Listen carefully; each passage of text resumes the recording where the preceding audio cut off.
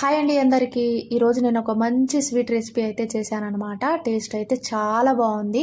మీలో ఎవరికైనా స్వీట్ అంటే ఇష్టం ఉంటే ఇలా ఒకసారి ట్రై చేసి తినండి. టేస్ట్ మీకు ఖచ్చితంగా నచ్చుతుంది. దీని ప్రాసెస్ ఏంటో చూసేద్దామా. ముందుగా అయితే బ్రెడ్ని తీసుకొని ఇలా 4 సైడ్స్ కట్ చేసుకొని అన్నీ ఇలా కట్ చేసుకున్న తర్వాత పక్కన పెట్టుకోవాలి. తర్వాత స్టవ్ వెలిగించుకొని పాలైతే వేడి చేసుకోవాలి. పాలు వేడయ్యేలోపు కొంచెం పచ్చిపాలని ఒక బౌల్లో తీసుకొని అందులో 2 టేబుల్ స్పూన్ కస్టర్డ్ పౌడర్ వేసుకొని ఉండలేమి లేకుండా ఇలా కలిపి పక్కన పెట్టేయాలి. తర్వాత పాలు ఒక పొంగు వచ్చిన తర్వాత మన స్వీట్నెస్కి తగ్గట్టుగా ఇంకా ఇందులో షుగర్ అయితే వేసుకోవాలన్నమాట. షుగర్ మొత్తం కరిగిన తర్వాత ఇందులోకి మనం కలిపి పెట్టుకున్న కస్టర్డ్ పౌడర్ని వేసుకొని బాగా కలుపుకోవాలి. ఇలా వీడియోలో చూపిస్తున్న విధంగా కొంచెం థిక్గా అయిన తర్వాత స్టవ్ ఆఫ్ చేసి దీన్ని చల్లార్చుకోవాలి.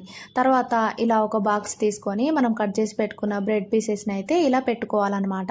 పెట్టుకున్న తర్వాత కస్టర్డ్ పాలను అయితే మీదంగా పోసుకోవాలి. ఇలా వీడియోలో చూపిస్తున్న విధంగా ఇలా అయితే పెట్టుకోవాలన్నమాట. తర్వాత ఇందులోకి కొంచెం కట్ చేసుకున్న డ్రై ఫ్రూట్స్ని అయితే మీదంగా చల్లేసి తర్వాత మళ్ళీ బ్రెడ్ పీసెస్ని అరేంజ్ చేసుకోవాలి. తర్వాత మళ్ళీ కస్టర్డ్ పాలను అయితే ఇలా బాగా పోసుకోవాలన్నమాట. ఇలా పోసుకున్న తర్వాత మంచిగా డ్రై ఫ్రూట్స్ తోటి అరేంజ్ చేసుకున్న తర్వాత ఇది 1 గంట సేపు ఫ్రిడ్జ్లో పెట్టుకోవాలన్నమాట.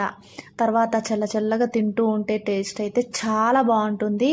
మీలో చాలామంది వీడియోస్ చూస్తున్నారు కానీ వీడియోని లైక్ చేయడం లేదు. ప్లీజ్ వీడియోని లైక్ చేసి ఛానల్ని సబ్స్క్రైబ్ చేసుకోండి.